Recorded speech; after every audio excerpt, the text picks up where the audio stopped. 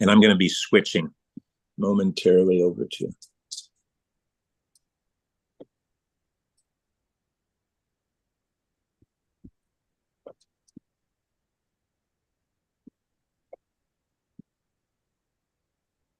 And I'm going to be switching.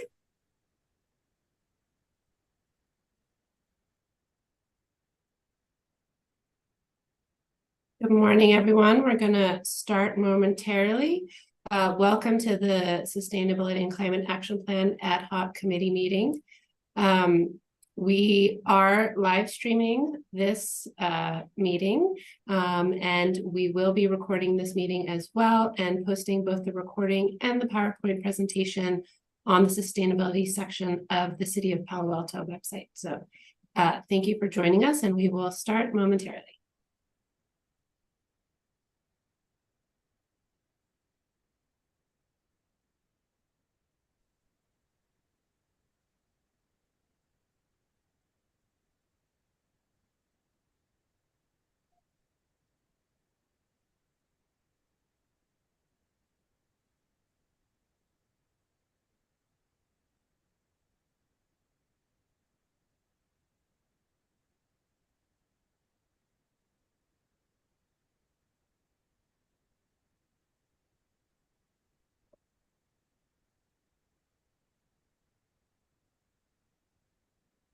Good morning, everyone. Welcome to the November Sustainability and Climate Action Plan Ad Hoc Committee meeting. A few housekeeping items before we begin.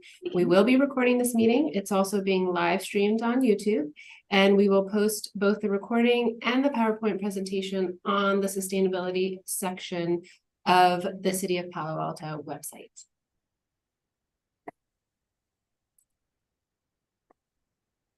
And with that, I'd like to introduce Councilmember Pat Burt to start the meeting. All right, well, welcome everybody. Glad you're joining us. And we really wanted to have this meeting to provide an update on a lot of the, I think, pretty exciting stuff that's going on our sustainability and climate action plan.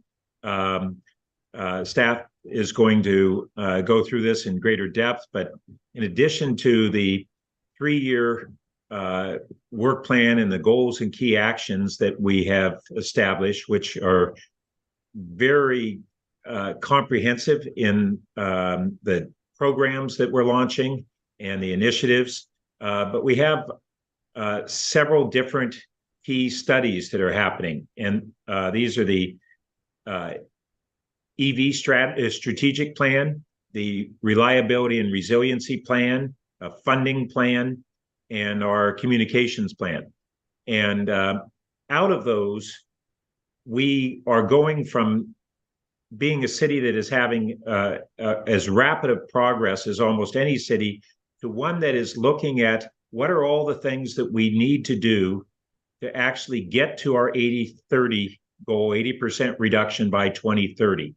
And working really, in the end, working backwards from that goal to the actions that are necessary to achieve it.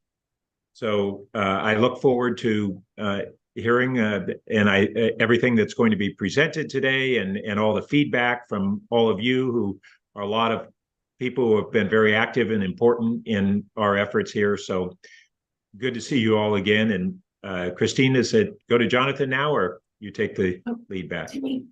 Back to me. Okay. So we are very excited that you can all join us today. So as way of background, we just wanted to spend a little bit of time giving you a background of where we are on our sustainability and climate action plan, which we often refer to as the SCAP. So we embarked on a project to update our climate action plan. And so we kicked that off right at the start of the pandemic with some SCAP webinars, and we took all the feedback from the public, from the SCAP ad hoc committee and the SCAP working group, and used it to draft a updated version of the SCAP, which is our roadmap to get to our climate and sustainability goals. And we are very excited because council unanimously approved the updated SCAP in June. And since then, we have the ad hoc committee and the working group have been meeting on various elements of the SCAP work plan. And so some of those things are what we want to share with you today. So just in case, as a reminder, the SCAP focuses on 8 areas. 4 focused on climate action. So climate action, electrifying buildings, increasing active transportation, supporting EV adoption. And then 4 focused on sustainability areas, preparing for climate change, enhancing biodiversity, supporting zero waste, and further water conservation. So here in Palo Alto, we have a goal to reduce our greenhouse gas emissions 80% below 1990 levels by 2030. And so we are much more aggressive than California, which is 48 by 30. And we have a newly adopted goal of being carbon neutral by 2030, which is also 15 years ahead of California's goal. So now that the SCAP has been adopted, we have a 3-year SCAP work plan. So on the sustainability side, the sustainability section focuses on reducing waste, creating a sustainable and holistically managed water system, adapting to a changing climate, and enhancing the city's thriving urban canopy. And the sustainability section key actions were prioritized based on the co-benefits analysis conducted by the city's consultant, AECOM. So we're doing a lot of work in the sustainability side, and it's too much to talk about in one meeting, but we just wanted to highlight some of the efforts that are progressing right now. We're developing a One Water portfolio for Palo Alto to help us better manage our water consumption. We're also developing a sea level rise adaptation plan. The vulnerability assessment was completed last year. We're continuing our foothills fire management, planning, and prevention efforts. We have been reviewing potential improvements to the tree protection ordinance, and we launched a new zero waste living outreach campaign and a new zero waste newsletter. So now I'm going to turn over the presentation to Jonathan Appenschein, Assistant Director in Utilities, to give you some overview of the climate action side of our SCAP. Thank you, Christine. So back in June, when we adopted the Sustainability and Climate Action Plan, we also adopted a work plan for 2023 through 2025. And we had several key focuses that are embodied in 5 priorities that we listed in the program. And this isn't, we have a lot of work plan items under each of these priorities that you can read in the work plan itself. But at a really high level, our goals were modernize the grid to be able to accommodate electrification, launch advanced pilot programs that could demonstrate to the community how electrification can be done and how the city can help them, build community awareness of the need for climate action and some of the actions that they can take. And then another really key item is that when we did the original impact analysis that led to our definition of our climate goals, one thing that became really clear to us was that we didn't have all of the information that we needed to define what our most efficient set of actions were to achieve the 80 by 30 goal, and that we needed additional information both on that and on potential funding and financing sources. And I'll talk a little bit more about those studies coming up. Next slide, please.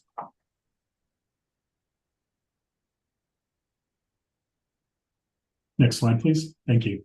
So the first thing that we prioritized was the full service heat pump water heater pilot program, which launched in March 2023. This had some of the least grid impacts of any building electrification item that we knew of, and so we focused on some really ambitious goals in that program, and we've been successful. We've had a higher enrollment rate for that program than any previous energy program we've ever run, and still a lot more is needed for us to meet the ambitious goals that we have. Through the combination of rebates and the full service program, we've nearly completed, we've completed at this point over 200 installations, either completed or scheduled to be completed. And that's about 20% of the annual water heater turnover in Palo Alto. We estimate around 1,200 water heaters turnover every year. We've seen some high customer satisfaction in post-installation surveys. However, about 2/3 of participants drop out before getting an installation. And while that's actually fairly common for energy programs like this, we can't accept fairly common if we really want to achieve these ambitious goals. So we're embarking on a continuous improvement program right now, which we are talking about with our working group and SCAP committee and stakeholders, and getting ideas from our program operators as well. We want to have fewer dropouts, and we want to have even more people signing up to participate in the program. In parallel with this improvement program, we're also working through how to expand the program to whole home electrification, especially because the grid modernization program is moving forward and expanding capacity, and more people will be eager to electrify other devices as well. Next slide, please. We also have two other, we also have pilot programs in place for our multifamily and non-residential sectors. We have a pilot program in progress focused on electric vehicle charging in multifamily buildings. That's on track to provide some level of charger access for over 10% of multifamily buildings in Palo Alto. We also, in the non-residential area, have a pilot program focused on rooftop HVAC. We have 4 projects either in progress or completed in that one. And we're exploring expanding these programs in 2024. And we've had several conversations on those expansions and gotten great ideas from our working group and SCAP committee and other stakeholders. Next slide, please. Coming to the studies, one of the things that you may have heard about is an SCAP funding study that we're working on. And one of the, and this is sort of an umbrella term that covers a whole complement of studies, and is also informed by several other studies that are going on in parallel. There's a lot of work to make this transition and a lot of moving parts that need to be understood and coordinated. But the funding study itself the goal is to try and understand what will it cost net of the savings to achieve the 80 by 30 emissions goals. And the primary focus there is vehicle and building electrification, because that's where we have the least information. And the questions to answer are: what are the total costs, net of benefits, what public and private financing mechanisms are available, and what funding streams can be used to repay the financing.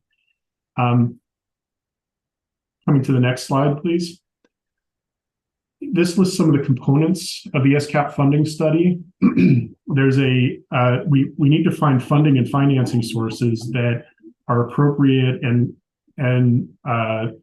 legal to use for the for funding and financing these improvements. If you try to pay for them all up front, it can get very expensive. But if you finance them over a long time, which is what you do with large capital investments, we found when we did the original impact analysis that the net impact can be somewhat modest.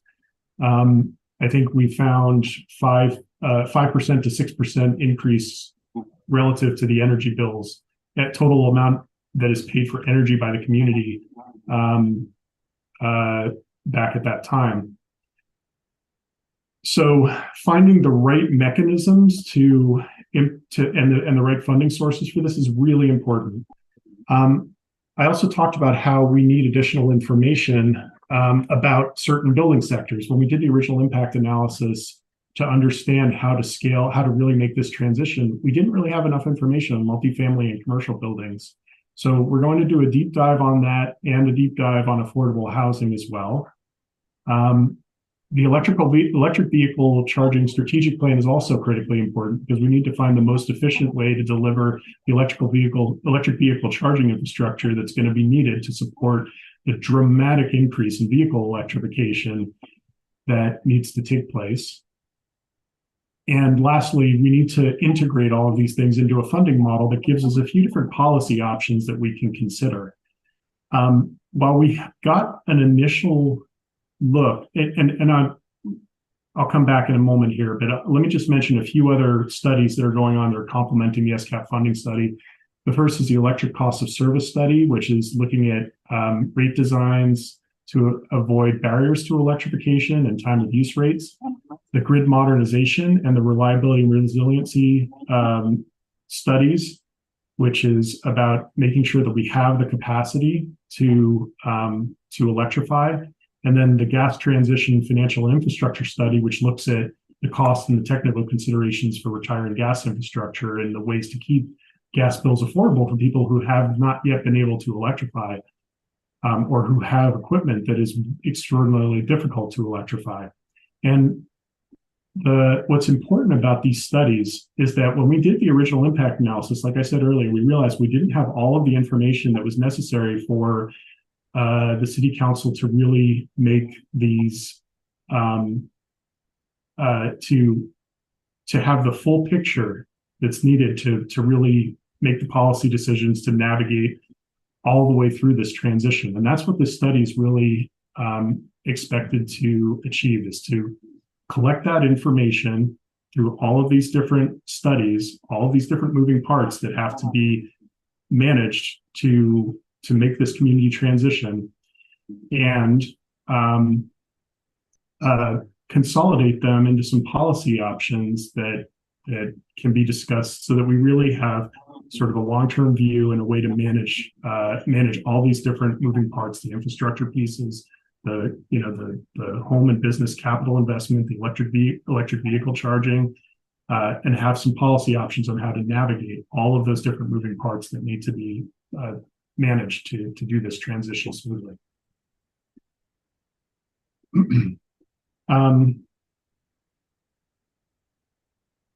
Let's see. So those are that's all that I have to say about the studies. Christine, at this point, we're going to move straight into the grid modernization presentation? Great. All right, so let's dive a little bit deeper on what we're doing on grid modernization. So this is a project that that stemmed from that has the goal of configuring our electric distribution infrastructure to achieve to support the community's electrification goals. And also we're incorporating other goals into this effort, so it's going to have multiple benefits. We want to be preserving and enhancing reliability while we prepare the system for widespread electrification, so that we are giving confidence to the community that they can rely on their electric system for when they transition confidently to an electrified future, and also prepare the system for widespread electrification. And the project is going to achieve these goals by, first off, replacing aging electric infrastructure. We do have a lot of electric infrastructure that's due for replacement, and so this, one element of this grid modernization effort is actually replacing aging infrastructure that we would have replaced over time anyway, which is important to preserving our reliability.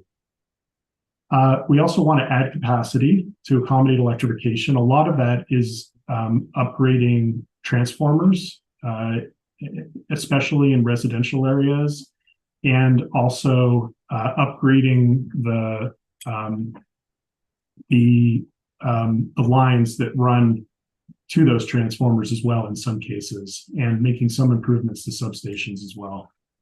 We want to add more connections between different parts of the system. That will help enhance reliability.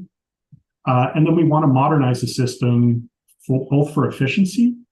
So there are certain types of upgrades of equipment where we're going to be able to use equipment that will reduce system losses and allow it to be run more efficiently, and also will allow us to integrate the technologies that are becoming more and more prevalent on the grid, particularly solar and storage, but also things like flexible loads, preparing for vehicle to grid and vehicle to home. Next slide, please. So we've done the studies that we need, and we have estimates already of costs. And we have a project schedule for grid modernization just for the nearest term projects.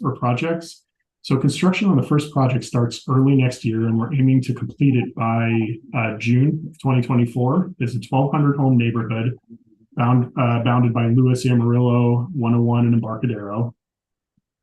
And it's coordinated with the fiber to the home rollout, which is part of the reason that that particular location was chosen.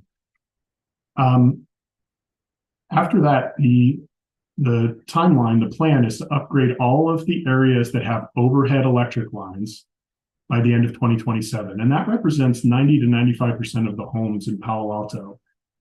It'll create the capacity that's needed for building and vehicle electrification, especially in those neighborhoods. The underground areas are a little bit more difficult to upgrade, so we expect those upgrades to be done in the 2027 to 2030 period. And then some of those things I was talking about around increasing connectivity between different parts of the system, those are also happening in the 2027 through 2030 period. Next slide. I mentioned this earlier, but the grid modernization project is coordinated with other projects as well. It's coordinated with the automated metering infrastructure, the smart meter rollout, and also with the fiber to the premises rollout. And that's particularly in the early years. I think some of these efforts will end up getting out of sync with each other eventually, but in the early part right now, we're really coordinating those. So what that means is, as we make progress on this effort, people in these neighborhoods will see fiber upgrades that enable locally owned internet services in Palo Alto. They'll see electric grid upgrades that allow for easier electrification. Some of the worries that people can have when pursuing electrification project around transformer upgrades are likely to, they're not gonna have to worry about those things. And then smart meters will provide residents better information about their energy uses, eventually access to time of day pricing, and better outage response coordination as well. But we're expecting that the smart meter rollout will go faster than the grid modernization and fiber projects, so that will get ahead pretty quickly. But that's good, because that smart meter data will also help to optimize the grid modernization project and probably inform some of the prioritization in the later stages of the grid modernization effort. Next slide, please.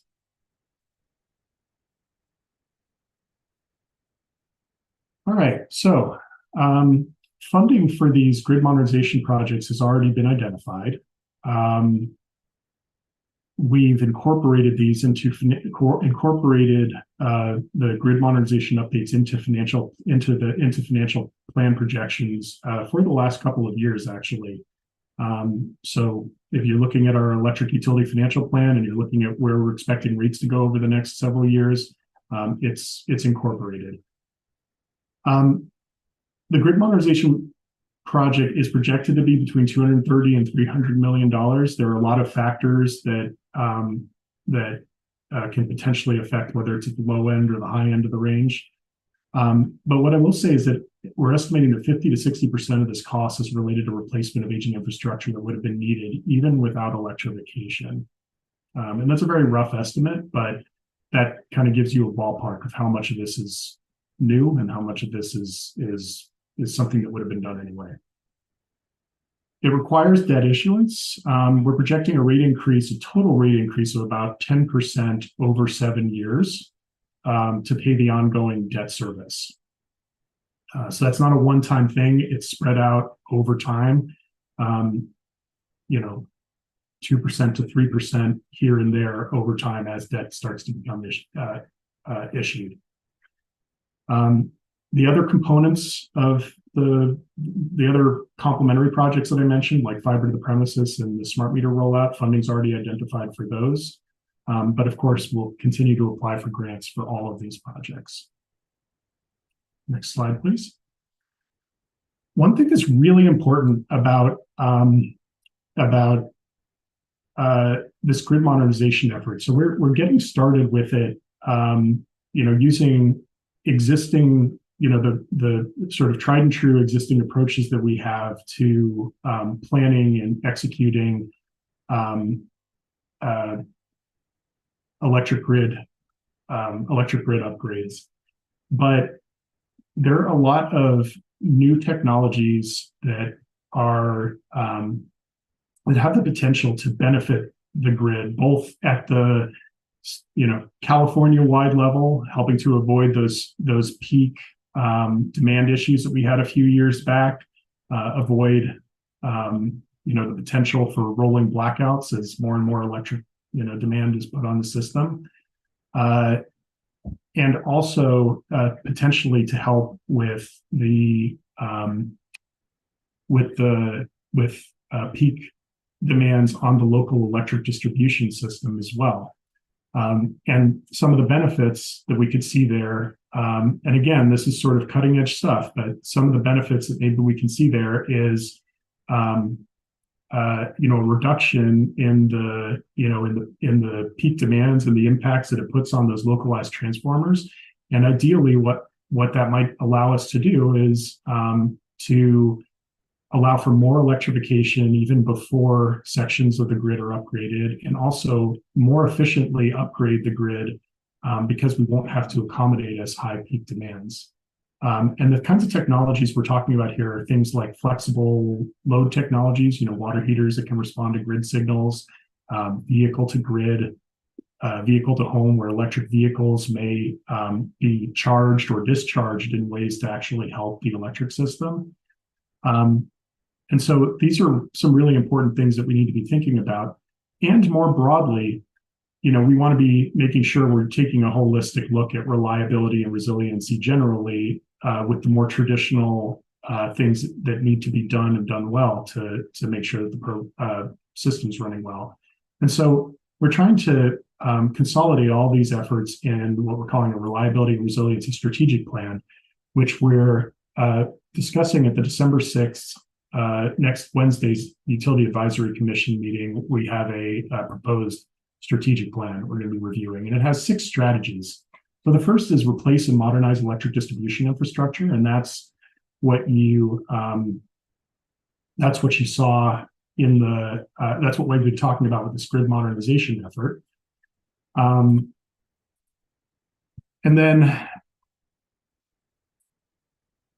then there are also operational practices that are really important. First off, making sure that we're giving good attention to workforce recruitment and retention, and also a variety of wildfire management and operational practices to manage potential wildfire-related outages in the foothills, or wildfire prevention-related outages in the foothills, and also making sure that when outages do happen, we're communicating them effectively. And the recent upgrade to our outage management system is an important component of that. And then the third strategy Third and fourth strategies are related to these flexible technologies that I talked about earlier: the vehicle to grid, vehicle to home, and we have and efficient electrification, which I think is pretty commonly referred to as the sort of Watt diet approach. There are some of these technologies that we think are, we want to be focused on supporting and rolling out no matter what. And so we want to ease adoption of those flexible technologies and make some progress on rolling those out. But we also want to do some analysis, and we're looking for good partners on this, on how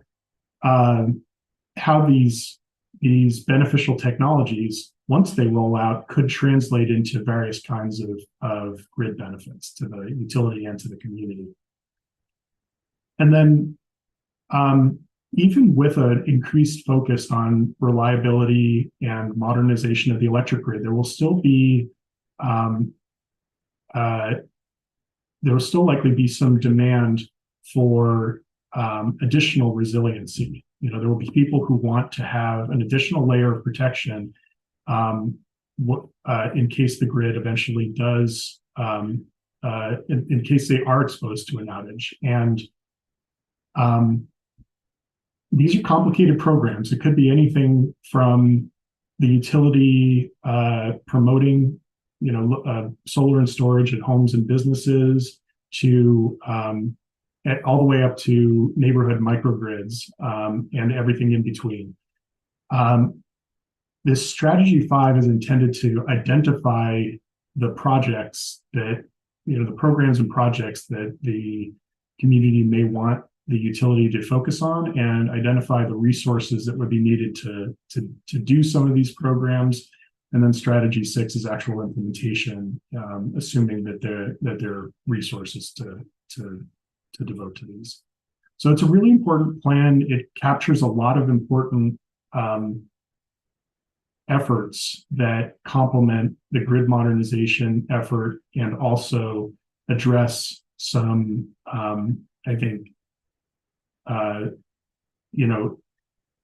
desires for service and for confidence and support from the community that have been brought up over the years. Thanks, Jonathan. So we are going to take some questions and comments from the SCAP Ad Hoc Committee and the working group. We will have time at the end for the public to ask questions and provide comments as well. And if we have a little time during this section, we'll try to get to some of the questions in the Q&A box as well. So I'd like to open for questions and comments from the SCAP Ad Hoc Committee, and we can start with Chair Burt.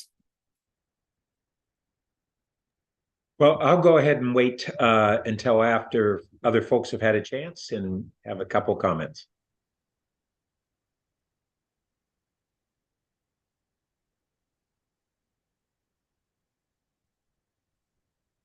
Do we have anyone else who? There we go. Okay, Brett. Yeah, on the AMI, I understand that that's allowing for time of use pricing of energy for customers. If there are any kind of estimates now on what those prices might be,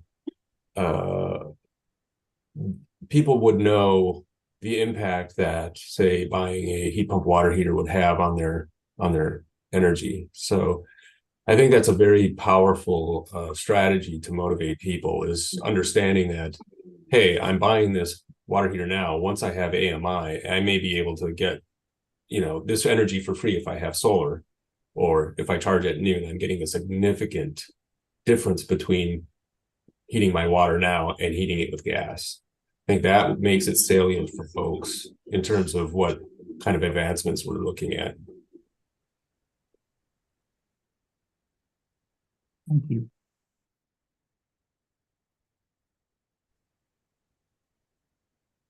Jonathan, do you want to take that? I'm sorry, Brett, I heard the comment about the importance of time of use rates, but can you repeat the question? Yeah, when will the time of rates use be Gotcha. reduced, Yeah. basically? So we're still working on the timeline for rolling those out. It's dependent on the rollout for the smart meters. And I don't have a timeline for you today, but the design issues around time of use have been dealt with. It's just a matter of the rollout of AMI. It's likely 2 to 4 years out right now. I see. And is there any estimate of the differential between, say, noontime and evening rates that's going to imply? I don't have an estimate for you. That's still, that's still in the design phase. That's still in the design phase. What I can tell you is that those differentials they vary based on actual conditions on the grid. It's not a sort of an incentive program. And generally the most expensive times on the grid have been those summer peak evening hours where energy supply on the grid is tight.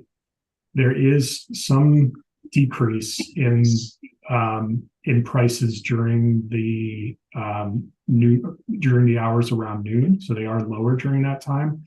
I think the idea that there will be free energy or zero cost energy during that time doesn't really align with what we're seeing on the grid yet. It may be that further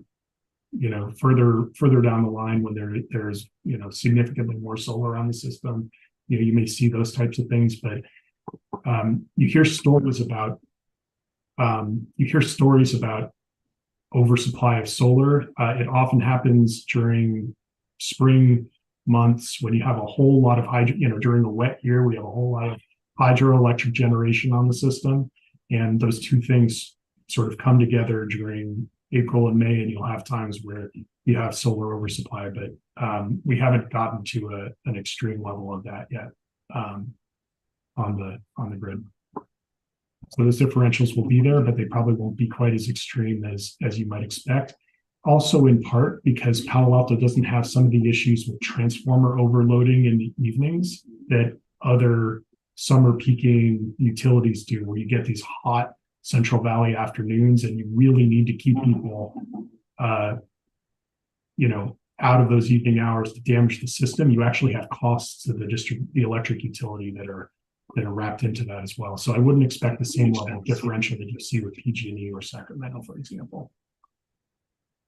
Vice Mayor Stone. Hey, thank you, and just want to thank everyone for being here this morning and engaging in these important efforts. I just have a few questions. One, I was really kind of concerned about the 2/3 of the heat pump water heater applicants dropping out of that process. I wonder if you could talk more about the reason why we think that is, and more importantly, do we have ideas on how we can address that moving forward? So what we have is about 1/3 of the folks who are signing up end up dropping out before even receiving an estimate. And a lot of what's happening there is you have people who are signing up just to learn more about the program, then they decide that they don't want to move forward, or folks who sign up, even by mistake, folks who sign up, then move, folks who sign up, then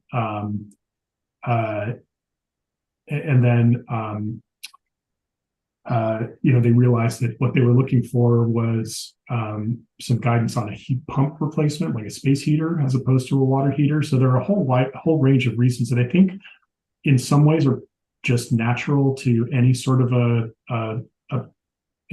effort to market a program or to do outreach on a program. And but then we do lose about half after they get estimates, and a lot of that is related to cost. And we recently, the state recently released a significant amount of incentive money for heat pump water heaters, and we've used that to lower prices. And also, one thing that we found in Palo Alto is that they're just, because of the housing stock is older and diverse as compared to some of the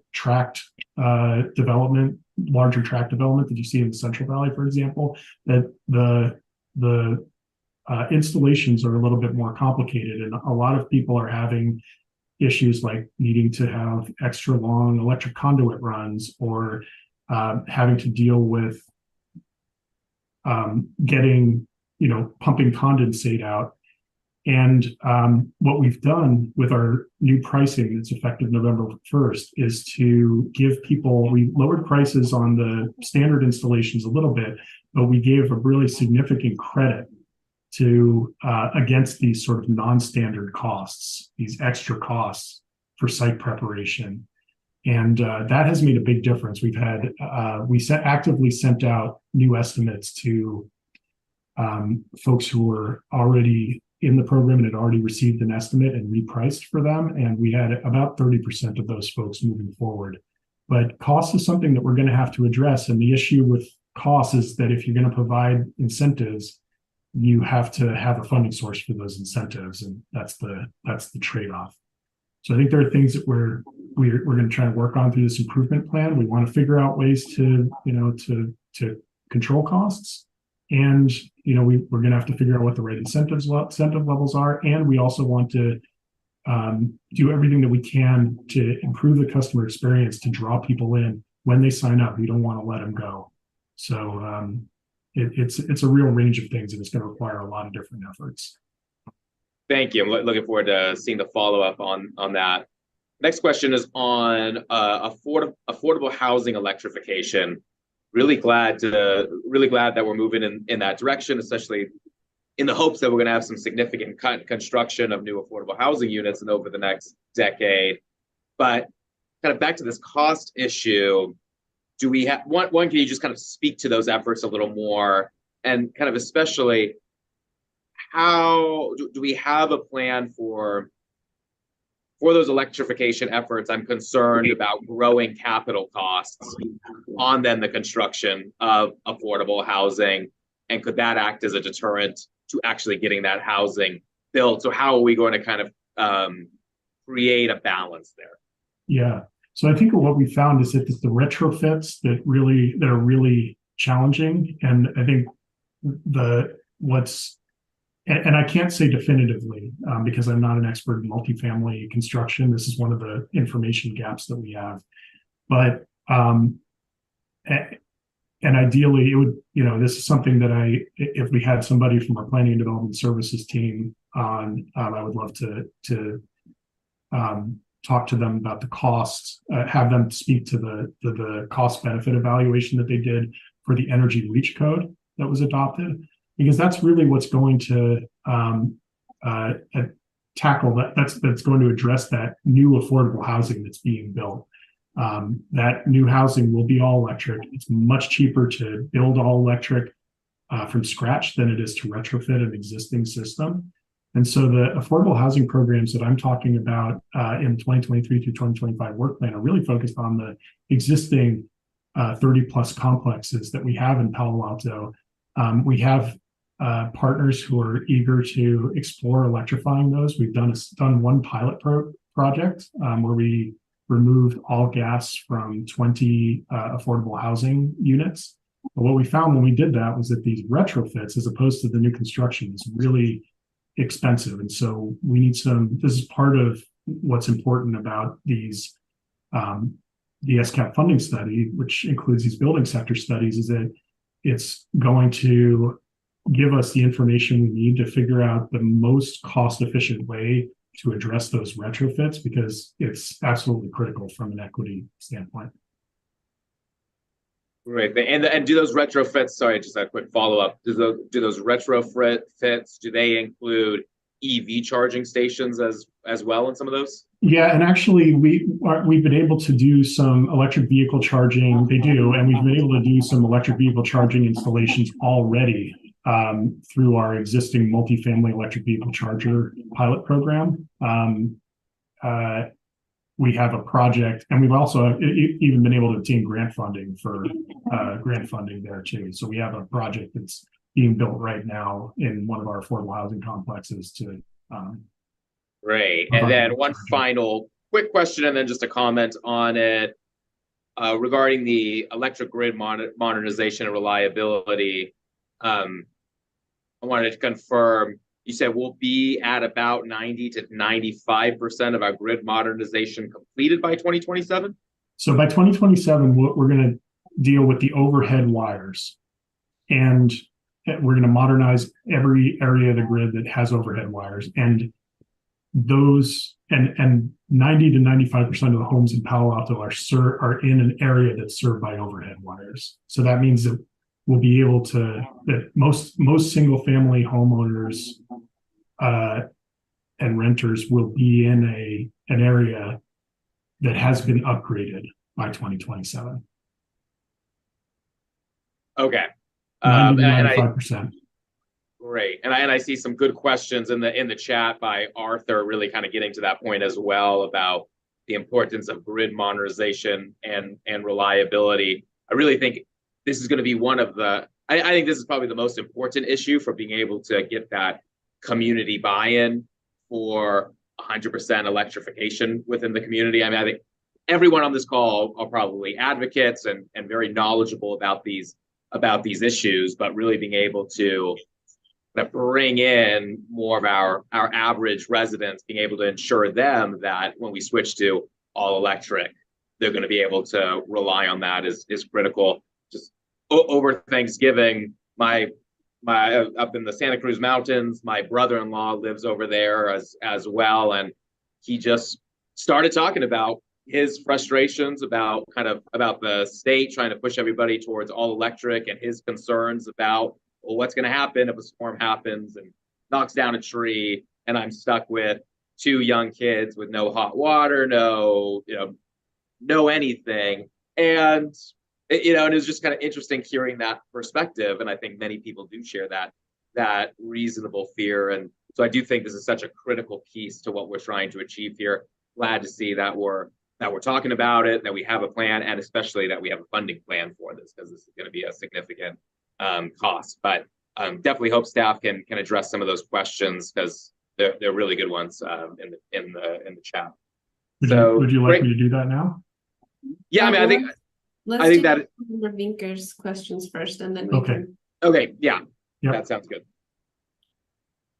All right. Well, first of all, I echo the Vice Mayor's thanks. As Jonathan said, there's a lot of moving pieces here, and it's really critical that we optimize each piece and optimize their fit together. So I appreciate sort of this holistic look, and echo Chair Burt's comments about these studies really being key to supplement and augment our plans. But I'll shorten my comments so that you can get to the people in the chat. But I do agree with sort of the theme of what the Vice Mayor was just saying about people having reluctance and resistance and attitudes and worries.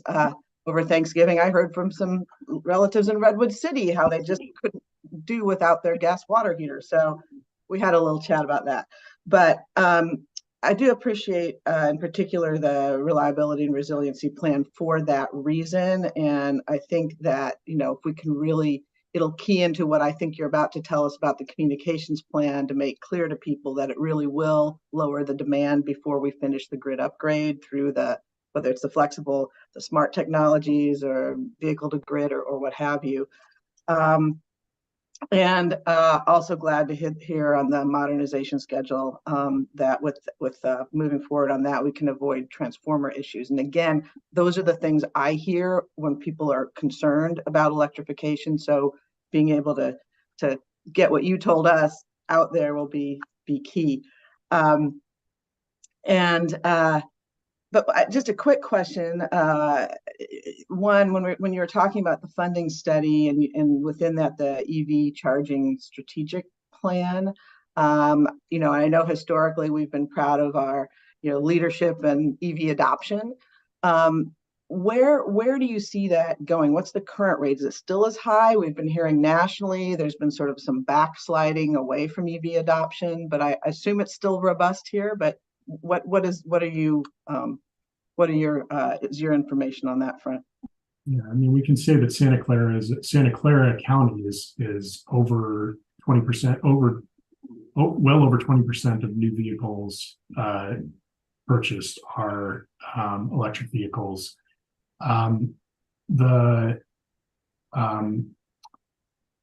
we're having trouble getting the data that we need for numbers specific to Palo Alto right now, but generally Palo Alto has exceeded the Santa Clara County rates.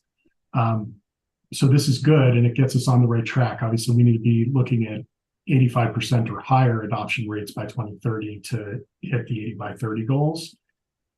The other thing I'll say is that I've seen recent survey data, and again, this is I don't know for sure that this necessarily gives you the answer on adoption rates, but a recent utility survey that we did found that about a third of the people who we were contacting had electric vehicles, and another third were considering buying them in the next several years. So I think that kind of gets you a little bit of a reflection on how committed the community is to these. Yeah, thank you. And that's just sort of my general sense. And I've not felt like we've really needed to do much on that front because we're seeing that. But making sure we have the appropriate EV chargers around would help resist the national trend, which may not be quite as robust as we'd hoped. But then my second question, and I'll stop at that, is just back to the heat pump water heater program. And I think it was 200 you said were completed or scheduled, which is about 20% of the annual installation of new water heaters. So, obviously that means 80% of them are new gas water heaters as of right now. And that is, of course, troubling. But I'm assuming that we're learning a lot. We're ahead of other cities in terms of how to support our residents through that transition. And you described the older homes, and it's not as simple as in the tract homes. But the BACMA 2027 date was based in part on availability of appliances that can be used on 100 amp service. So perhaps as we get closer to that date and expect what I hope is an upsurge because people can't buy a new gas water heater, when you say all these pieces fit together, I think helping to make that clearer, make that more aware, make people aware of alternatives like that could help. But I'm wondering, is there in this plan, I know we've been focusing on year one and how do we do, and then we'll retool, but there is just this 3-year time frame where all of a sudden there should be an awful lot more. So could you talk just for a moment about sort of planned, over the next 3 years and when we hope there will be an upsurge of those installations and any changes to our plan to support that? So I think there are a couple things that we want to be doing through this improvement plan we're working on with the water heater program. First off, we want to be making sure that that people aren't relying solely on Palo Alto for their installations. So making sure that and we've made a lot of progress on this, but I think making sure that the contractor community is, engaged in doing installations in Palo Alto, in addition to the full service program that we're working on, that we're continuing to try to improve, is important. I think finding the right funding sources is really important, and that's again where this SCAP funding study comes in. That understanding what level of support we want to be giving to the community via these programs, and where that money is going to come from is important. And also experimenting with new delivery mechanisms for our own programs. Does it make sense there are different ways of approaching it, whether you're working with a single contractor or multiple contractors, or even other forms of program delivery. And the last piece, and it's really important, and I just blanked and neglected to talk through it, is this whole outreach effort. And I appreciate you for bringing that up as well, as this whole outreach effort that we have ramped up around this water heater program that we expect to expand to encompass whole home electrification and outreach to multifamily and non-residential, building owners and tenants. around the importance of climate action and these programs and services that we can provide. And that'll be especially important for helping people feel supported as we get closer to this backmud timeline. Yeah, thank you for that. Because I do think that's key. People need to feel like it's achievable, it's doable. It's not some Herculean lift. And I think we're getting there, and the more people who do it, but we need to lift up those stories of success, because people tend to chatter about the problems that they've encountered in the stories where they didn't go forward. So Yeah. Thank you for addressing that. So thanks. So Chair Bird, do you want to wrap up this section with your final comments? Yeah, I'll just like to emphasize a few key takeaways that were important for me.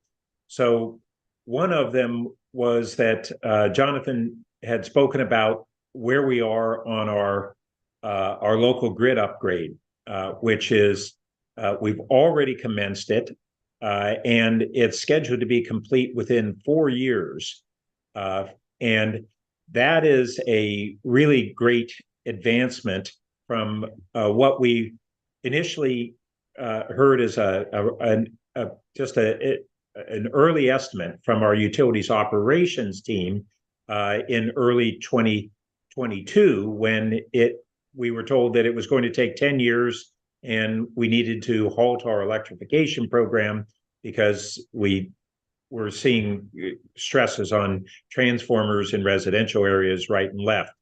And we determined that we could move forward immediately on the heat pump water heater program because it really doesn't hit the capacity that hard. But then the utility staff has done a great job of really identifying how to move that program forward much more aggressively. Unfortunately, the information that we got almost 2 years ago is the refrain that we hear in the community a lot. And this revised schedule really isn't what people understand. So I think that's one of our communication challenges. And then another big takeaway was what Jonathan clarified, that out of the estimate of for upgrading our local grid of $230 to $300 million, 50 to 60% of that would have to be done anyway due to aging infrastructure. That completely changes the cost of that grid upgrade attributable to electrification. And I think we need to recalibrate that figure in what we convey to the public is what's the net increase in cost. That's if it's half or less than half the number, that's an even more modest impact. And lastly, all this goes into the points that others have raised about how do we address concerns by so many members of the community. We have here today really primarily those of us who have really strongly committed to achieving this electrification program, and we need to make sure that we're not listening to our own echoes. We need to listen to the community and understand that all this list of apprehensions can and needs to be addressed if we're going to bring a supermajority of the populace on support with support on this initiative and not create a backlash to our efforts. But I think what we're hearing is these problems are solvable and we're on the path to doing so. And so we have to offer the concrete ways that we're addressing them, and the kind of cohesive plan to do so. So that's the good news, is we haven't discovered any brick walls that are going to prevent us from achieving this, but we aren't there yet in terms of having all the answers, and certainly not there in terms of conveying this and convincing everybody. That's going to be an important communications program built on the reliability and resiliency study, the EV strategic plan, and the funding plan. Thanks. Thanks, Chair Burt. And now Jonathan is going to introduce our very special guest for our next presentation. Good afternoon, everybody. Good morning, everybody. And I'm really pleased to introduce our guest speaker from Peninsula Clean Energy. Mehdi Shariari, and Mehdi, you'll talk to us a little bit about your role at Peninsula Clean Energy, and then give us a little overview of the work that the Peninsula Clean Energy has been doing on 24/7 renewable energy. So thank you for being here today. Thanks, Jonathan. Good morning, everyone. I'm Mehdi Shariari, Manager of Planning and Analytics. I'm part of the Power Resources team at Peninsula Clean Energy. Our team is responsible for procuring energy and capacity needs of all of our customers. And Peninsula Clean Energy, we are a community choice aggregator. We serve customers in County of San Mateo and City of Los Banos. We have been operating since 2017. We have more than 300,000 customer accounts. We are basically a load serving entity. So let me first share my screen. Okay, let me know if you can see the screen fine. Okay, so, and today I'm going to do this presentation on Peninsula Clean Energy's 24/7 strategy on renewable energy. Through this presentation, I will first start with providing a brief introduction and background. I'm going to provide some results on some of the analysis we have done regarding our 24/7 strategy. And then I'm going to talk about some of the recent challenges we have been facing based on the current market conditions. And then I will finish my presentation with a brief summary. Before getting into deeper discussions, first explain what is Peninsula Clean Energy. I'm going to talk about our organizational priority. We set this goal of having this time coincident goal to achieve by 2025. And when I say time coincident goal, that basically means hourly matching of supply and demand. So throughout this presentation, I'm going to use different terms such as 24/7, hourly matching, or time coincident, and all have the same meaning. So we initially have this goal of providing time coincident renewable energy to our customers by 2025. In our current portfolio right now, for example, for 23, we are serving our customers with 50% renewable energy and 50% carbon-free energy. And our goal is to become 100% renewable energy by 2025 on annual basis.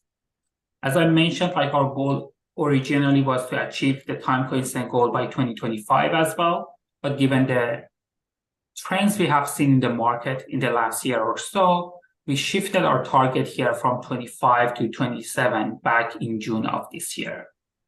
And still achieving this goal by 2027 seems to be challenging. So we are currently also working on better understanding how we can achieve this goal by 2027, whether we need to adjust this goal as well or not. So in this slide, I'm going to talk a little bit about this hourly matching concept, why we think this is important, how much benefit we can achieve from this goal. So as I mentioned earlier, our goal with this 24/7 strategy is to match our electricity supply to customer load on an hourly basis. I will use the two heat maps, the two graphs on this slide to further explain this. So the one on the left shows Peninsula Clean Energy's emission footprint for 2021. On this heat map, there are around 8,760 pixels or cells, and each one represents emission for a single hour in that year. And when you see the orange and the red cells, it means there is a high emission associated with electricity generation from our portfolio. And that's mainly on the left and right side of the graph, mainly the winter months. When you look at the middle of the graph, which is the spring and the summer months, you see a lot of green. There is not a lot of emission associated with our portfolio. That's because mainly we get a lot of solar generation in those months as well. And those orange and yellow ones, those are basically because we are relying on electricity from the California grid, mainly coming from gas resources. So a lot of emission associated with those. Our goal with this 24/7 strategy is basically creating something similar to the graph on the right. So for example, if we were to incorporate a 99% hourly goal, we would see an emission footprint on the right side. So basically like a lot of like green, some yellow cells there, basically saying in most of the hours, there is no emission associated with our electricity generation. So that is like one of the main benefits of hourly matching versus the annual matching. Because if you look at the graph on the left, there's annual matching of renewable energy supply and load, but in a lot of like those hours in the summer months, we have excess or oversupply of electricity, and we don't have enough supply in the winter months. Other than like the emission benefit of 24/7 strategy, we think there are also some other benefits. It can help with displacement of grid level fossil fuel generation. It can improve grid reliability by bringing on new clean and storage resources. And it can help PCE to be established as a leader in sustainability and innovation.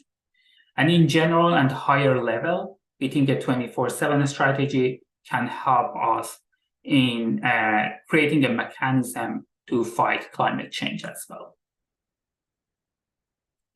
With that background, in this section, I'm going to go over some of the results.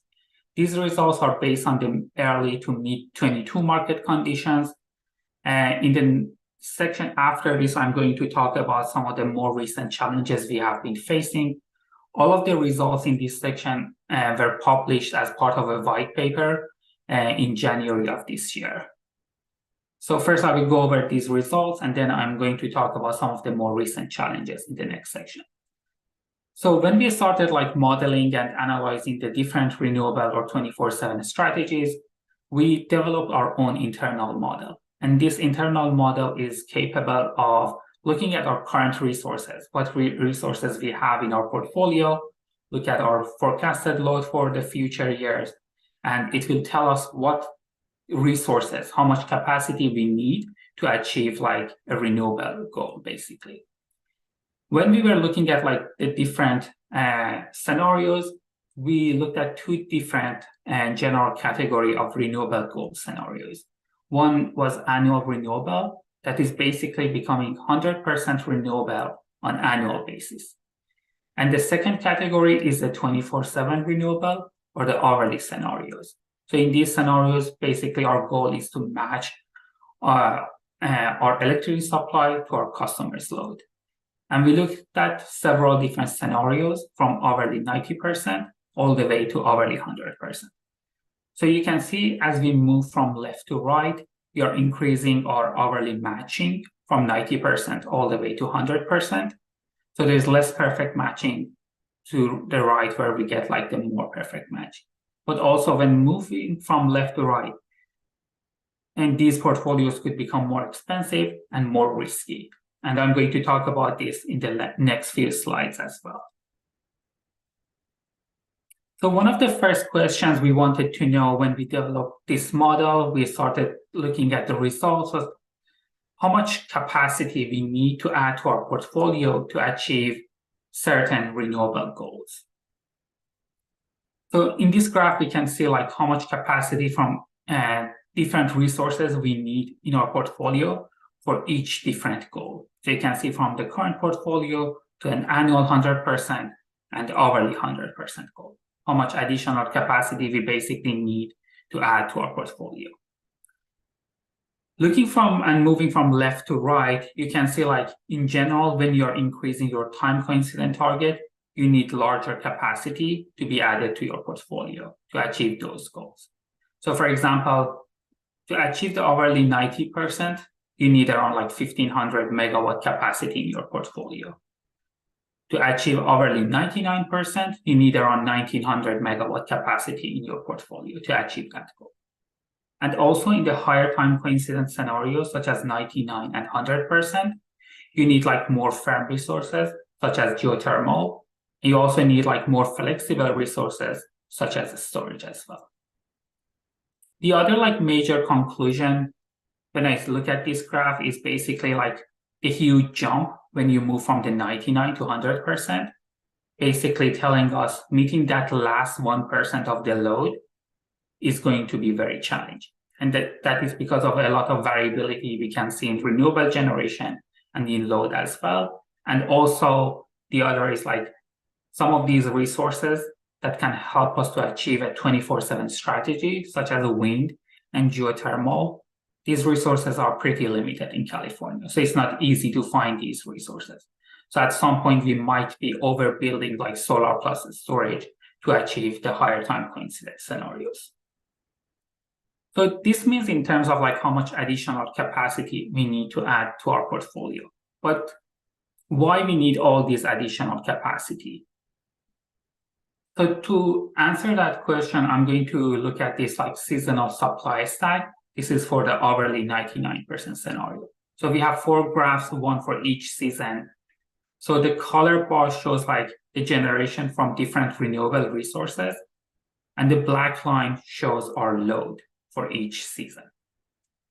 So when you look at the fall and the winter, so you can see we are dispatching a lot of like storage in dark green to basically cover our open position in the late evening hours and overnight hours. So we are adding all of these like resources in the 99% scenario, like adding all wind, geothermal, storage resources to basically fill out that open position in the fall and winter months. While we do that, we also add those same resources for the spring and the summer months. So if you look at the spring and the summer months, especially during like middle of the day, you can see there's like so much generation over the load, over the black line. So when you look at like above the black line, there's like so much excess generation relative to our load.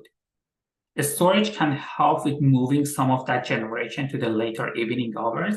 But again, you can see there's like so much excess solar in our portfolio.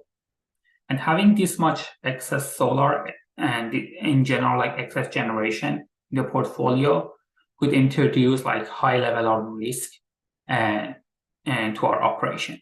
And I'm going to talk about that later as well. But basically, the main challenge we are facing is to find resources to help us to fill the gap, to fill the open position in the fall and the winter months, basically.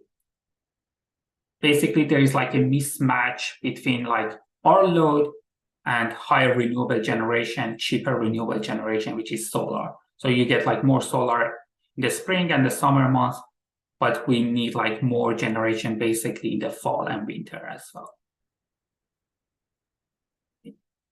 So the next question we were trying to answer was, so how much these like time coincidence scenario could cost us? So when we looked at these like scenarios last year using like the early to mid 22 market conditions, like the prices at that time, our model showed that we can achieve an hourly scenario of up to 99% with only 2% cost increase relative to our current portfolio. So basically, like some of these, like even like 90 or 95% scenario were like within like a percent cost increase relative to our current portfolio. Moving to 100% scenario could have significantly increased our cost because we are adding a lot more capacity to cover for that last 1% of our load. This was based on the early mid-22 market conditions. The market has significantly changed since then. The cost for procuring renewable energy projects have significantly increased in the last year. Based on our more recent like modeling and analysis, achieving these time coincidence scenarios within these cost ranges is infeasible at this point, given like what we are seeing in the market. And as I mentioned, like at the beginning of the presentation, one of the major benefits of having time coincident or an hourly scenario is the emission reduction.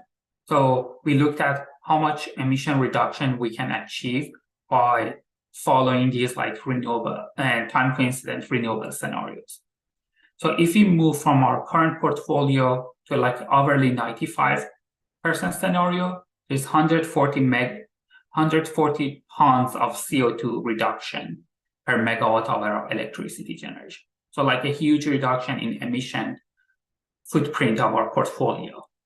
There is like also additional benefit when we move to the 99 and 100%, but that marginal benefit is like declining. For example, there is like a very small benefit in terms of emission reduction when we move from hourly 99 to hourly 100% scenario. Okay. So as I mentioned earlier, those were results that, based on the analysis we did last year, they were published as part of a white paper, and this year early in January. And since then, we have been like updating our model given like the new market conditions. And as I mentioned back in June, we shifted our target here for our time coincident strategy from 25 to 27. So since June, we have been focused on doing like a lot of analysis based on the new market conditions, based on the new prices we see from renewable energy projects, to better understand like first, what resources could be available to PCE in 2027. And if these resources are available, at what price can we contract with? And also based on a lot of the volatility that we see in the current market, what should we use as like forecasted prices for energy, RA, and REC? RA is resource adequacy, which is like a capacity attribute. And then REC is the renewable energy credit, which is the environmental attribute. So like what prices should we use for these different like attributes, given a lot of uncertainty and variability that we have seen in the prices in the last year? And when we build these like high time coincidence scenarios, as I explained in that like seasonal supply stack, we are going to have a lot of excess energy, excess generation in our portfolio. And that is not just limited to the energy, we are also going to have excess RA and RECs in our portfolio. So one of the questions is like, can we sell these excess products? What are the best ways to sell them? Because we have already paid to procure these products. And if we can't resell them back to the market, then it would basically increase our cost of energy significantly. And given all this uncertainty that we have seen, what is the best way to evaluate the cost and risk impact for different like time coincidence scenarios? So in the last few months, we have focused a lot on these like different like questions to better understand how we can like refine our 24/7 strategy given all these like changes we have seen in the market. So one of the most important questions for us has been, can we actually achieve this goal by 2027? And if we can, how much additional capacity we would need to add to our portfolio? So this is the additional capacity that we need under certain scenarios. It doesn't include like how much capacity we already have in our portfolio. We looked at two different like scenarios, realistic and optimistic. Realistic is like the scenario, the basically capacities projects that we think they could be realistically available by 2027. And that is mostly limited to solar and storage projects. And then we have another scenario, we call it the optimistic. A more desirable set of resources are available to PCE. That is basically more geothermal, more shade renewable, more wind available to PCE. And we think that scenario is unlikely for 2027. So if we want to achieve this goal by 2027, then we are looking at the realistic case. So you can see like the number here highlighted in red. So if we want to achieve this goal by 2027, we need to add an additional 1,600 megawatt capacity to our portfolio. Whereas under the optimistic scenario, which is a more optimal portfolio in terms of like resource mix, we only need 650 megawatt. So this is telling us that because those resources such as geothermal, shade, or wind are not available to us, we are just overbuilding solar and storage.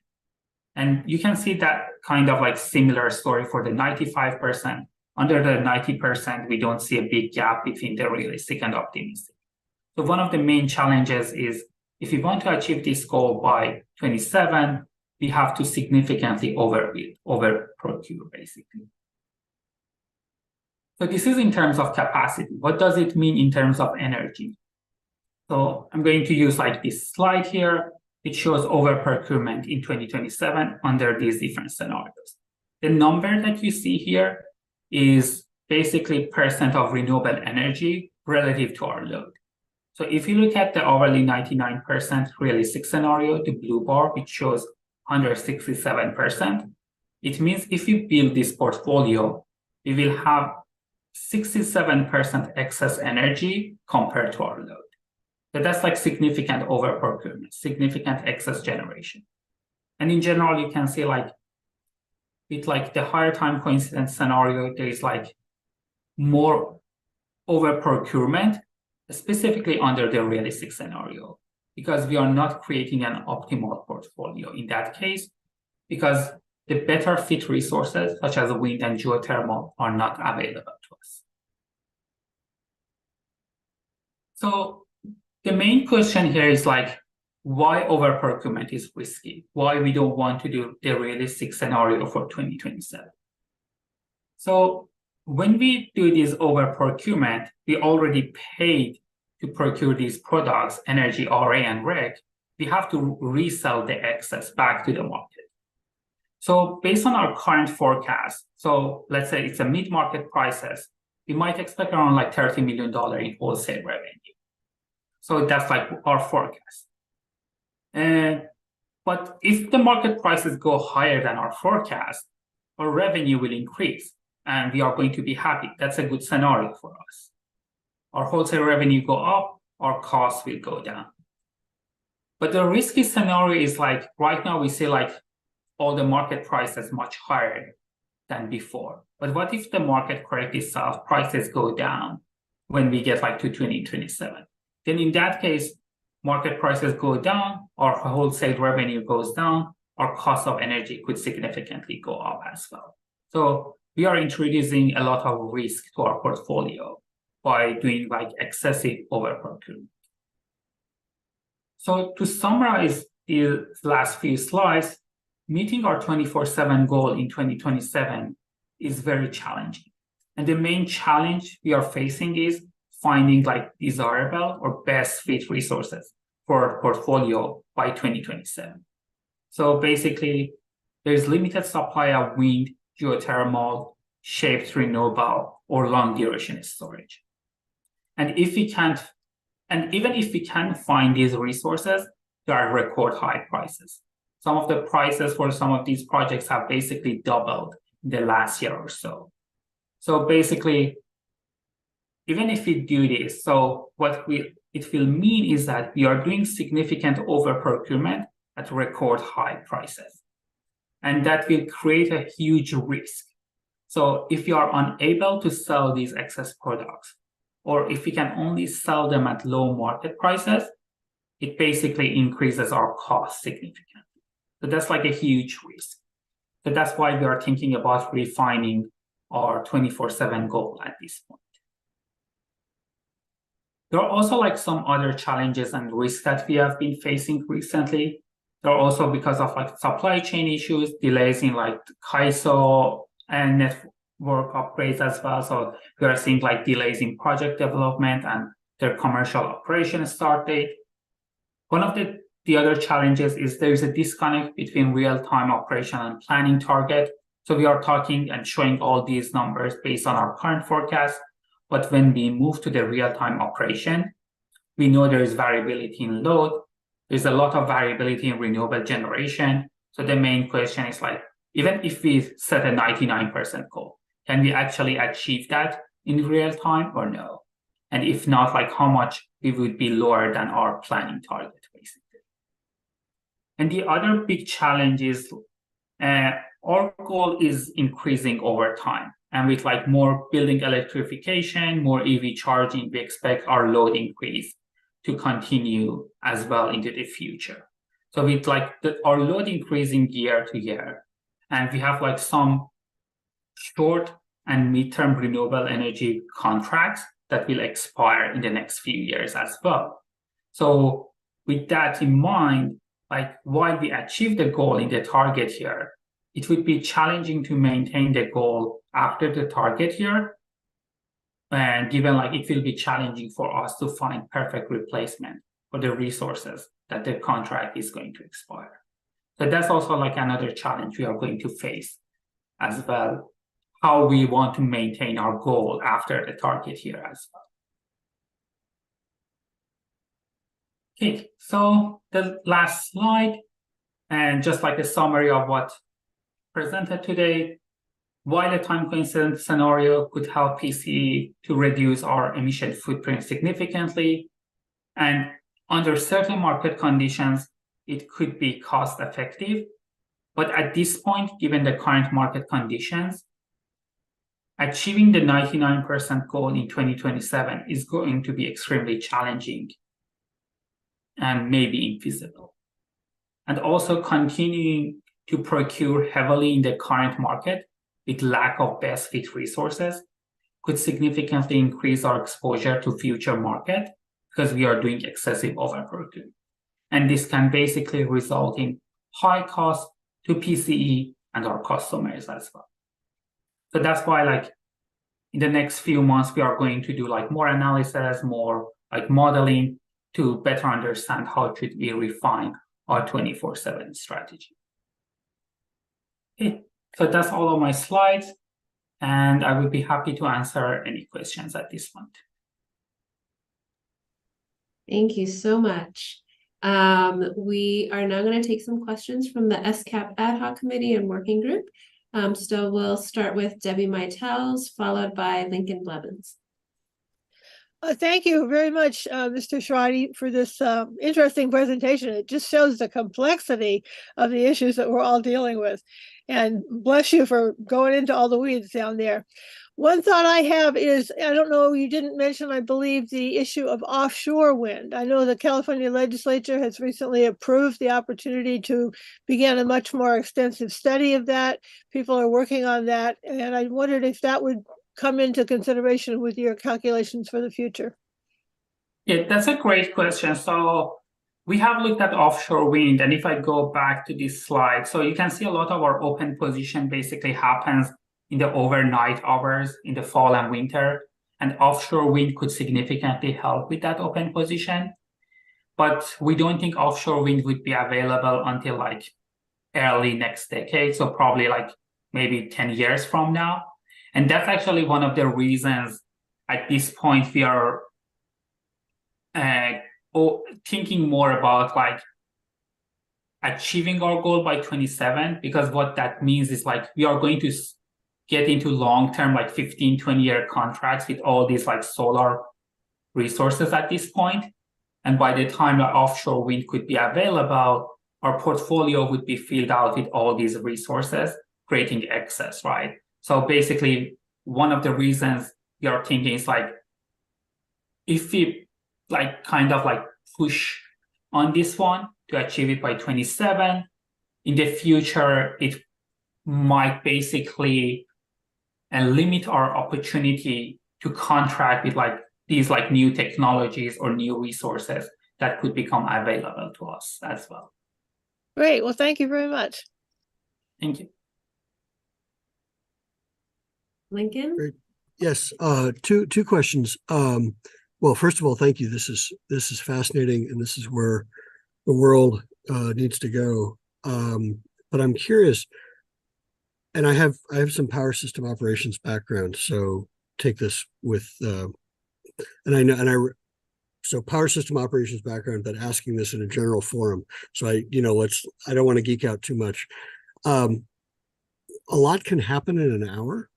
And so I'm wondering if you could help us understand in very layman's terms the math within the hour. How do you credit an hour of dispatch with renewable energy. I mean, obviously that's how a rec is structured and so on, but you've got a lot of dispatch going on in real time within the hour. What does it take mathematically to credit an hour with being renewable?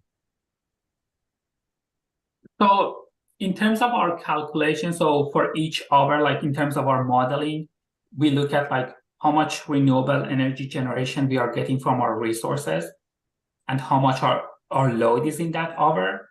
So let's say if our load is 100 megawatt and our renewable energy generation is 100 megawatt, we say we are 100% renewable in that hour. If we have like 90 megawatt renewable, we say we only have 90% renewable.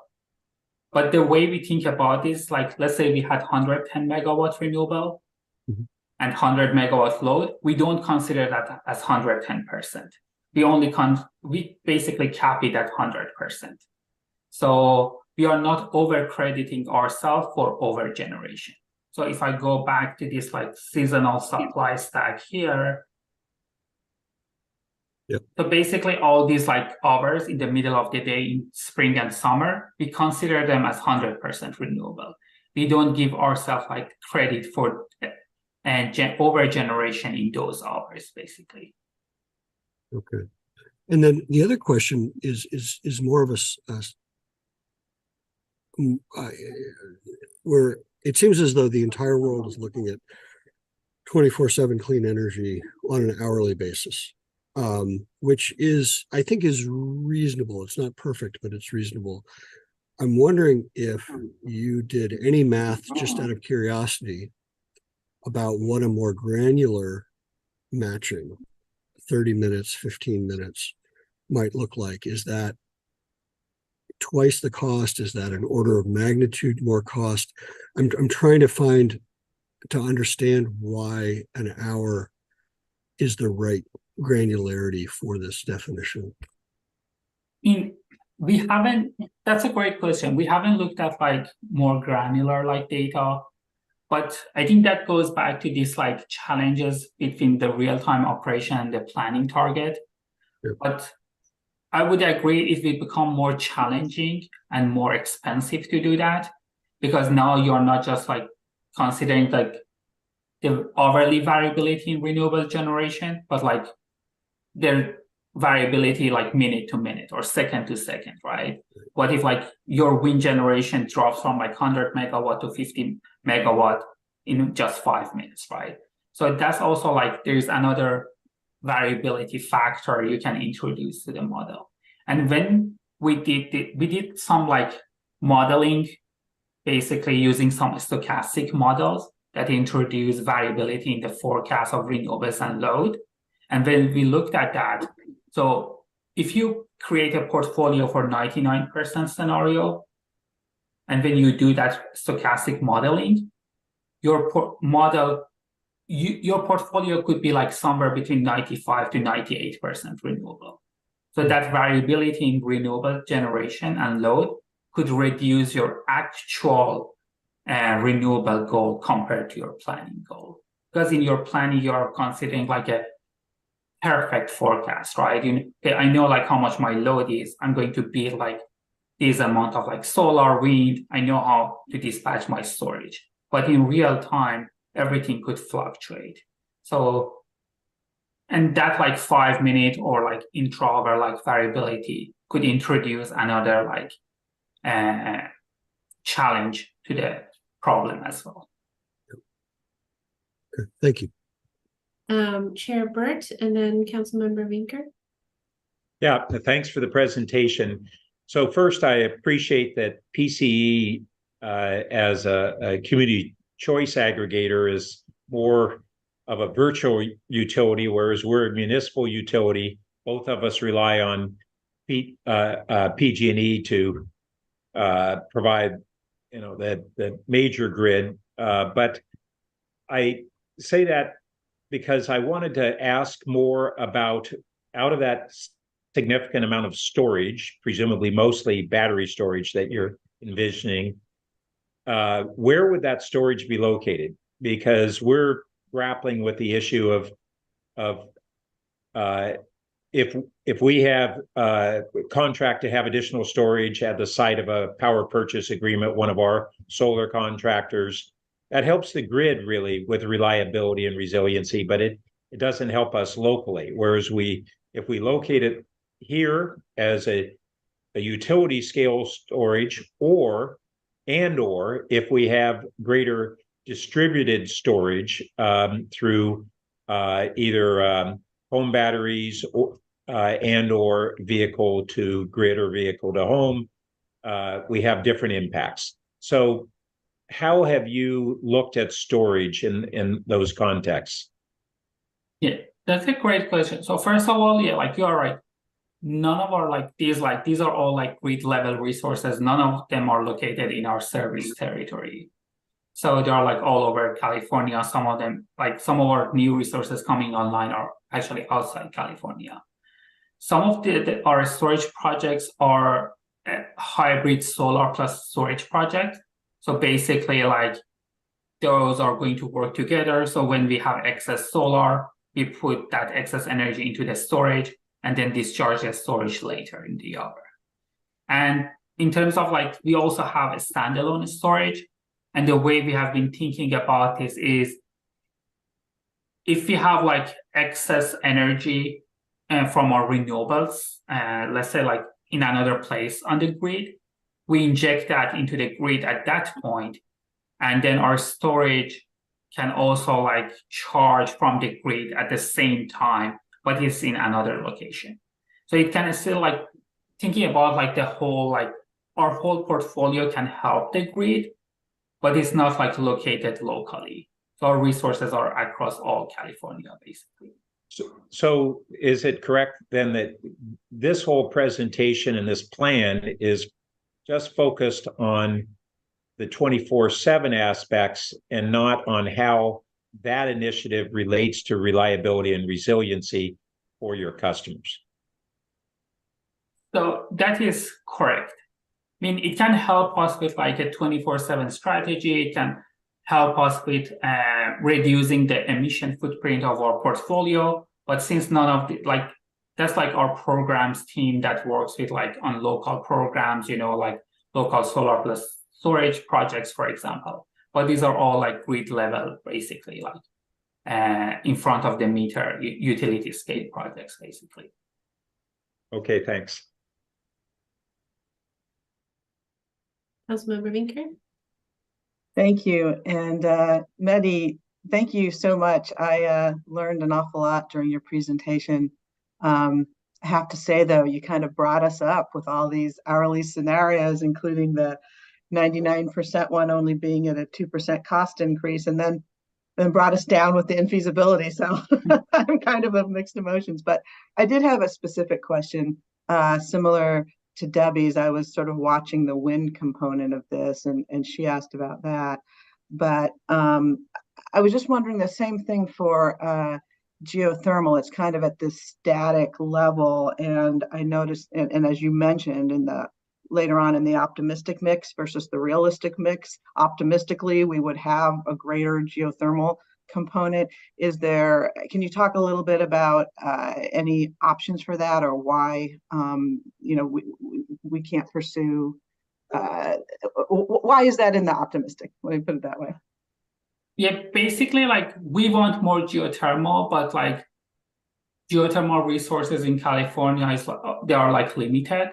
There's not much opportunity to contract for more geothermal at this point. And some of the contracts or projects we have actually some contract with, they are not in California at this point. They are in Nevada, but they are going to deliver directly to California. So that's part of our current portfolio that's not shown here. But we have been looking to find more geothermal projects, but those are not available at this point. So that's why we think that 40 megawatt, for example, we are showing here could be available at some point, but not by 2027. So that's the 41 megawatt for the optimistic. So we think we can find geothermal sometime in future, but not by 2027, basically. Got it. Okay. Thank you, and thanks for the presentation. Thank you. And it looks like we have a question from Hillary Glan. Hillary, I think if you unmute yourself, you can ask your question.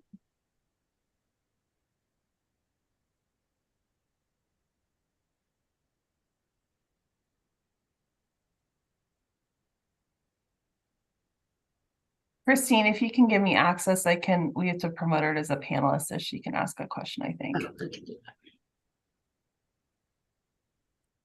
Okay.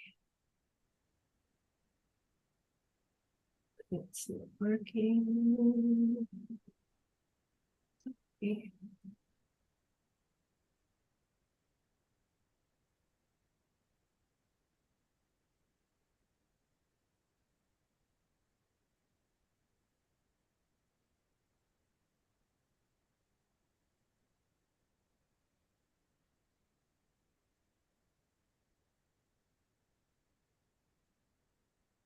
Hillary, you're a panelist now, so if you unmute yourself, you should be able to ask the question.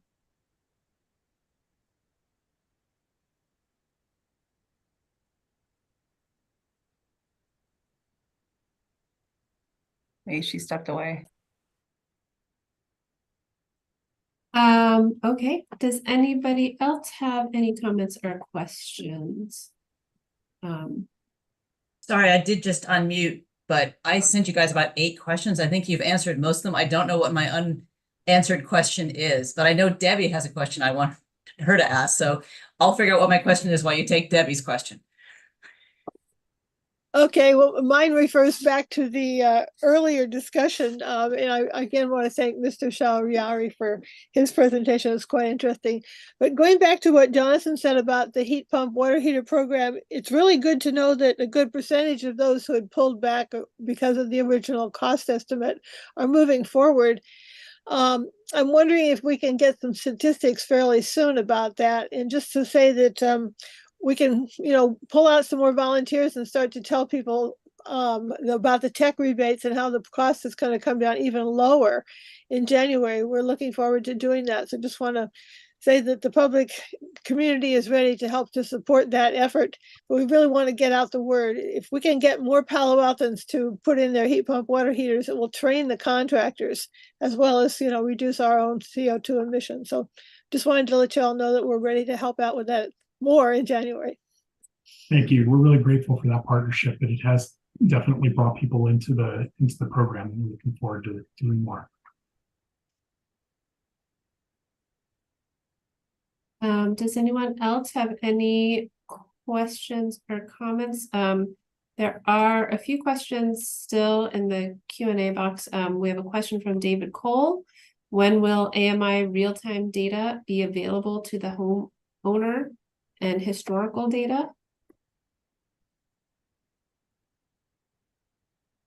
So the AMI rollout is happening over the next several years, and historical data will start to become available, I believe, 2 to 3 years out, but I don't have a representative from the AMI team here.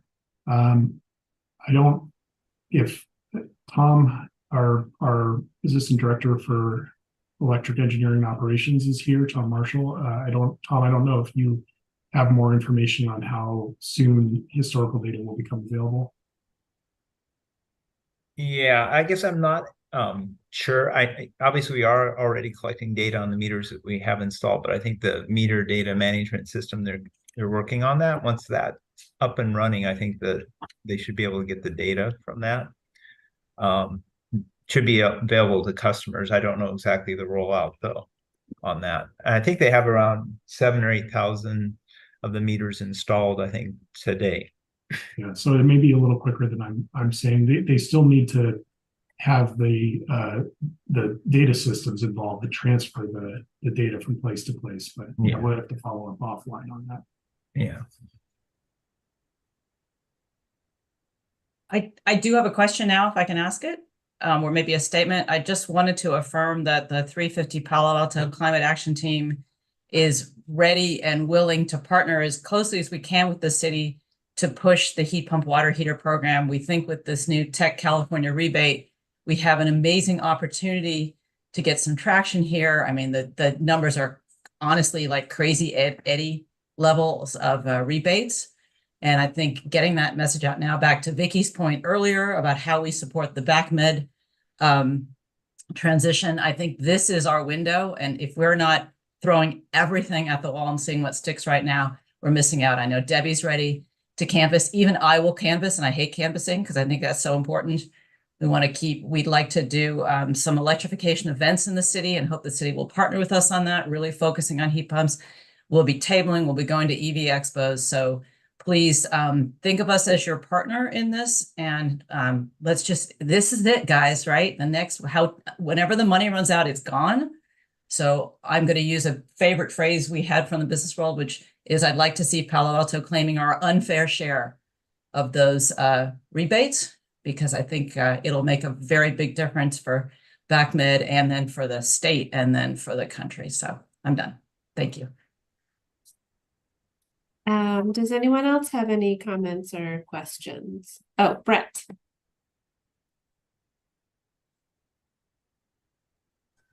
I'm asking if there are plans to increase, let's say, get more contractors in on the heat pump water heater program.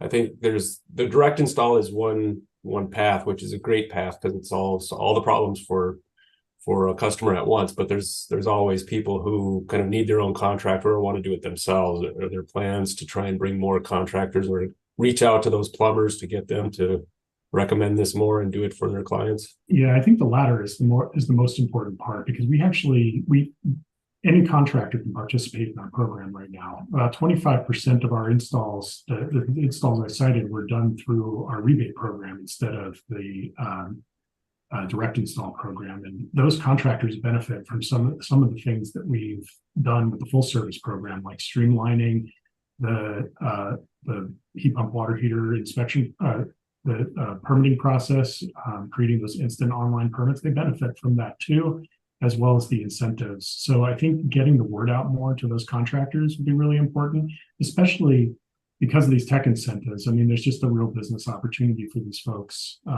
to sell these heat pump water heaters right now.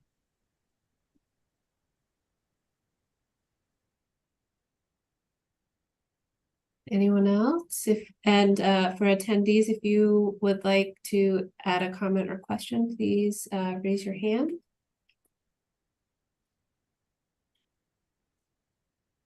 Yeah. Go ahead, Debbie. There's another open question by someone who'd like to discuss his comments about the heat pump water heater program. I don't know if I can't see it what it is right now, but maybe it would be interesting to hear his point. Yes, we offered to follow up with him offline since I don't know if we have enough time for everything. Okay.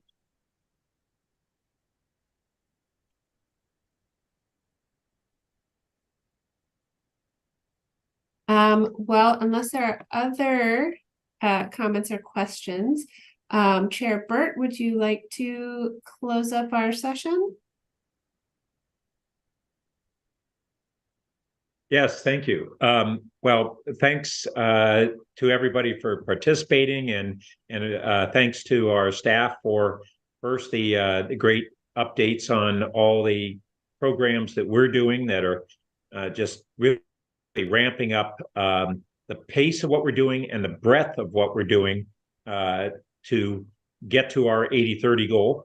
And thank you for Mehdi, because this issue of how we move from annual carbon neutrality to 24/7 is kind of the next focus, as Lincoln had really emphasized, and struggling through those challenges will be really important to all of us.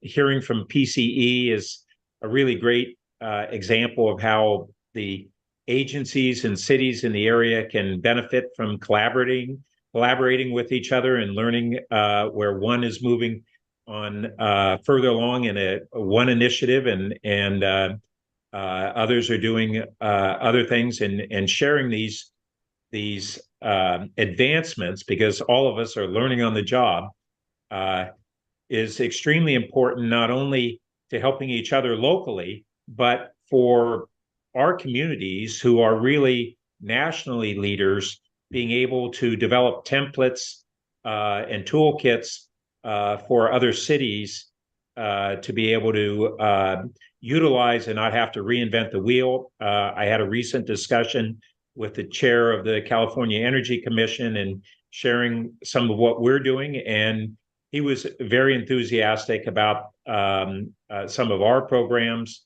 Your programs are really outstanding. And so I think that's one of the most important things that we all can do, everybody here can do, to have a much greater impact on climate protection than what we're able to do just on our local efforts. Is how do we leverage these things? How do we collaborate, learn from each other, and then leverage those advancements to really have a far greater impact? So thanks to everybody for joining us. And I know we have some additional written comments and questions, and please continue to provide those as we move forward. Thanks again. Thank you, Thanks for having everybody. me.